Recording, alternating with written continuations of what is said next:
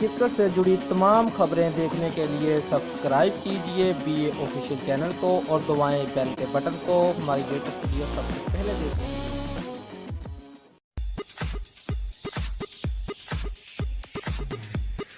قومی ٹیم کے دو ابھرتے ہوئے ستاروں شاداب خان اور حسن علی نے منفرد اعزاز اپنے حصے میں ڈال دیا ہے۔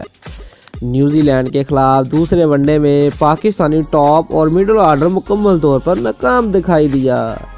محمد حفیظ کے 60 رنز کے علاوہ کسی بھی اور بلے باز نے خاص کارکردگی کا مظاہرہ نہ کیا۔ ایک موقع پر گرین شرٹ 141 رنز کے سکور پر 7 وکٹیں گنوا چکی تھی، جب حسن علی اور شاداب خان نے 8ویں وکٹ کی شراکت میں 49 گیندوں میں 60 رنز کا اضافہ کیا۔ اس طرح دونوں بلے بازوں نے اپنی اپنی نصف سنچریاں بھی مکمل کی۔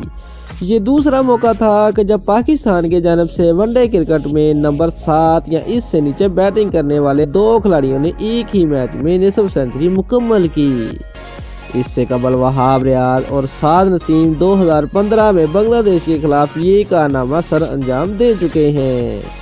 دوستو، اگر آپ کو ہماری ویڈیو پسند آئی ہے تو لائک اور شیئر لازمی کریں اور ہمارے چینل کو سبسکرائب کرنا مت بھولیے۔